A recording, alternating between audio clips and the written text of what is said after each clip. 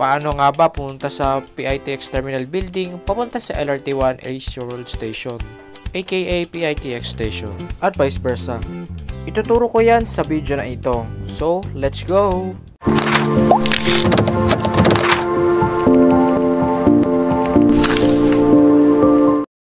Sisimulan natin dito sa may entrance 2, dito nga sa may main lobby ng PITX Terminal Building.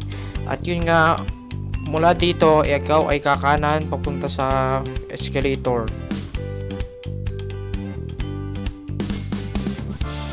Dito tayo aakyat sa may tapat ng Robinsons Easy Mart na escalator papunta sa second floor.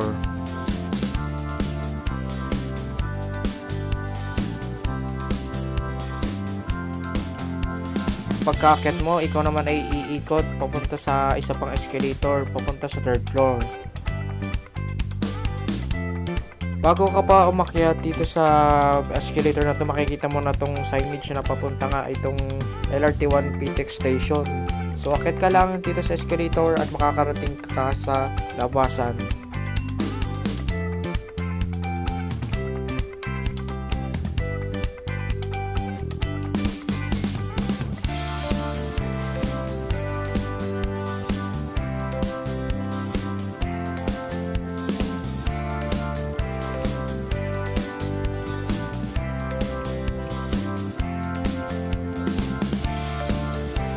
Yun nga, makakakita ka dito na signage, kakaliwa ka raw para makapasok sa LRT1 PITX Station.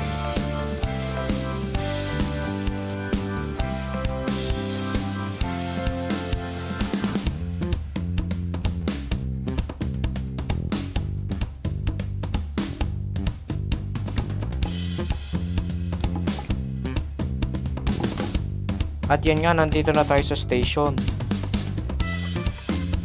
Bumili lang kayo ng ticket or gamitin ang inyong stored value card upang makasakay kayo dito sa LRT1. Madali lang rin ang proseso ng LRT to PITX. Ang gagawin mo lang naman ay bumaba ka ng tren at mag-tap out.